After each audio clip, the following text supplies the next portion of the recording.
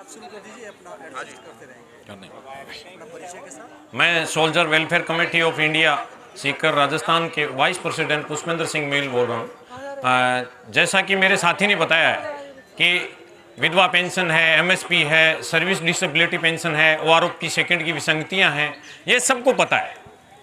ये बहुत दिन हो गए, 20 फरवरी से ये लगातार धरना जारी है। सरकार को भी ये सब पता है, सारे मंत्री वगैरह सब कुछ देख रहे हैं, हिंदुस्तान पूरा देख रहा है कि क्या दिक्कत है ओआरओपी के अंदर, क्या जवान अपने अपने पॉइंट रख रहे हैं, सब ने सुन लिया है। लेकिन मैं ये सरकार से कहना चाहता हूँ कि ये स्थिति क्यों पैदा होती है। सबसे पहले उस क्वेश्चन पर जाते हैं हम, क्यों आई ये नौबत कि यहाँ सैनिक दिल्ली के जंतर मंतर तक आ रहे हैं, हम राजस्थान से चल के इस गर्मी के अंदर और यहाँ धरना दे रहे हैं, 20 फरवरी से लगातार चल रहे हैं और सरकार के कानों तक की जूं तक नहीं रख रही।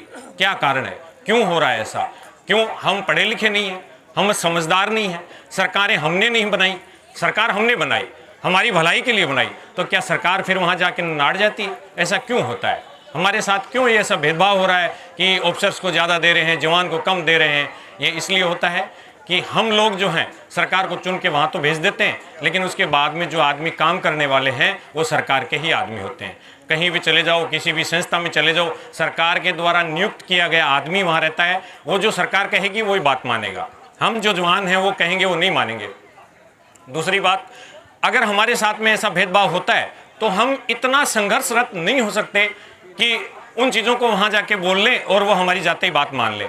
लगातार धरना दे रहे हैं, लगातार कोशिश कर रहे हैं और आगे ये धरना और भी बड़ा होगा। हम सड़कें भी रोक सकते हैं, लेकिन अनुशासनशील हैं हम, सेना के जवान हैं, बेल्ट में रह के हमने बंधन में रह के नौकरी करी है, तो हम ये चाहते हैं कि किसी सिविलियन को कोई ठेस ना पहुँचे, कोई दुख ना हो, किसी के कोई परेशानी ना हो। नहीं तो पीछे सबने देखा होगा, किसान आंदोलन में भी लोगों ने रोड जाम कर रखी थी, उनकी मजबूरी थी, सरकार ने उनकी बातें भी नहीं मानी।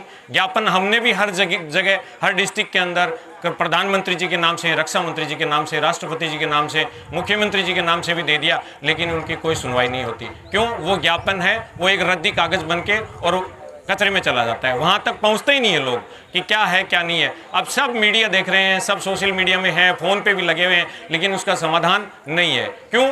कि वो सोच रहे हैं कि कितने एक आदमी आ रहे हैं, कितना एक इसका विरोध प्रदर्शन कर रहे हैं। अरे एक आदमी भी बोला है तो वो तो इसका मतलब तो ये है ना कि कोई दिक्कत तो है वहाँ। घर में अगर 5 आदमी होते हैं और एक आदमी ऑब्जेक्शन करता है घर में कि नहीं ये नहीं होना चाहिए, तो घर का मुखिया होता है, वो उसकी बात को समर्थन करता है, उसकी बात को सुनता है, उसके बाद में उसका सुझाव देता है कि बेटा आपके ऐसा नहीं हो सकता, या आपके लिए ऐसे करेंगे, यह बात बिल्कुल सही है। सो उसका सुझाव वो दूसरे दिन ही दे देता है। लेकिन सरकारें यहाँ 2-2 महीने हो गए, किसी ने कोई भी यहाँ के नहीं पूछा कि क्या बात है जवानों के साथ। बड़ी बड़ी बातें करते हैं, राजनीतिक के लोग हैं, वो वहाँ पंजाब में जाते हैं, कभी राजस्थान में जाते हैं, जम्मू कश्मीर में प्रधानमंत्री जी हो दिवाली के दिन जवानों के साथ में मिठाइयाँ बांट रहे हैं। वहाँ जो लोग खड़े होते हैं उनको पहले ही समझा दिया जाता है कि आप क्वेश्चन नहीं करोगे, आप एक भी सवाल प्रधानमंत्री से नहीं बोलोगे, और वहाँ वही लोग खड़े होते हैं जो सवाल नहीं करना चाहते।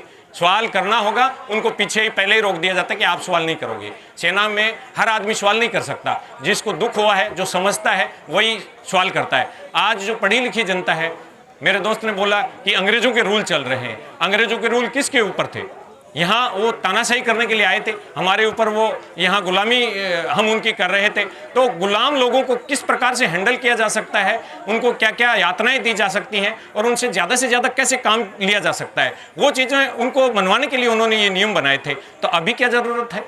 अभी तो हमारे देश के जवान हैं, हमने उन लोगों को चुन के वहाँ पर भेजा है, तो क्यों नहीं हमारी बात सुनते? और अभी सॉफ्टली सब जवान हैं वो पढ़े लिखे हैं। पहले तो राइफल के धागा बांध के और अपनी राइफल पहचानी जाती थी, आज यहाँ सब कुछ पढ़े लिखे लोग हैं, टैंक वगैरह सब कुछ, राइफल ऑटोमेटिक वगैरह जितनी भी हैं सारी की सारी जवान चला सकता है, इंग्लिश में भी बोल सकता है, पढ़ सकता है, सारी चीज़ें पढ़ रहा है। तो फिर अंग्रेजों के रूल की कहाँ आवश्यकता है? सॉफ्टली वो अगर कोई चीज़ को समझाना चाहें तो वो भी समझ जाता है। तो मैं सरकार से ये गुजारिश करूंगा कि आप ये जो धरना चल रहा है, जवान यहाँ 20 फरवरी से लगातार धरने पर हैं, उनकी तरफ ध्यान दीजिए।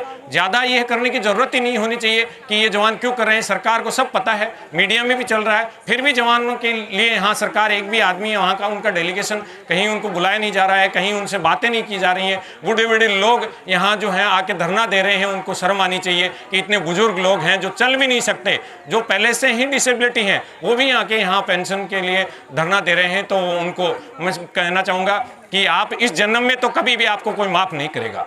क्योंकि ये अगर कोई आदमी यहाँ 6-6, 10-10 गोलियां खाकर और इस सेना के अंदर और यहाँ जंतर मंतर पर धरना देने के लिए आ गया, तो मैं तो कहता हूँ वो प्रधानमंत्री बनने लायक है ही नहीं, राष्ट्रपति बनने लायक है ही नहीं, रक्षा मंत्री बनने लायक है ही नहीं। सीधा सवाल मेरा ये नहीं है कि आप में क्या क्वालिटी है, क्या एबिलिटी है, लेकिन आप ये देखिए ना कि जवान क्यों तंग हो रहा है, उस चीज़ के ऊपर आप कहीं किसी ने कुछ नहीं सोचा।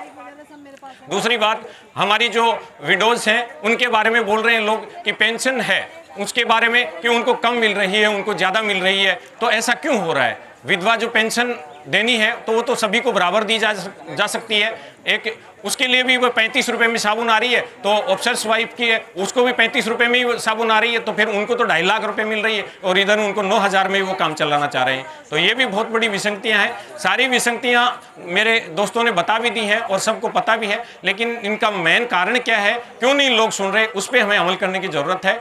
ये हमारी जो अग्निवीर है, अग्निपथ है, इसका मैं आपको बताना चाहूँगा कि ये सेना में क्यों लाया गया है। जब ये बात शुरू होती है किसान आंदोलन से, किसान आंदोलन यहाँ आंदोलन कर रहे थे तो पीछे से सवाल कर रहे थे लोग कि इनकी खेती कौन कर रहा है वहाँ पर, ये कैसे काम चला रहे हैं वहाँ पर, ये सारे किसान तो यहाँ बैठे हैं। तो सबको पता था कि ये जवान है, वो आर्मी में भर्ती हो रखे हैं, कोई पुलिस में भर्ती हो रखा है, कोई कर्मचारी है वहाँ पर, तो उनकी जो पेंशन है, उनकी जो वाइफ्स हैं वो वहाँ घर पर रह रही हैं और वो पैसे से काम चला रही हैं। तो उन्होंने सबसे पहले CDS रावत साहब को और भी जो उनके अधिकारी थे उनसे मिलकर उन्होंने ये प्लान बनाया कि सबसे पहले इनकी कमर कैसे तोड़ी जा सकती है, कि इनका पैसा आना बंद किया जाए और ये जो यहाँ पर बैठे हैं ये अपने आप यहाँ से उठ के चले जाएंगे और भविष्य में ऐसा कदम ये नहीं उठाएं। उसके लिए इन लोगों ने क्या किया कि जो हमारे किसान हैं, मजदूर हैं, उनके बेटे हैं, उनको 4-4 साल तक की ये मजदूरी एक तरह की और उनसे करवा रहे हैं। ना ही भविष्य में उनको कोई मेडिकल फैसिलिटी मिलनी है, ना ही उनको कोई पेंशन मिलनी है, ना ही उनको कोई CSD कैंटीन की फैसिलिटी है।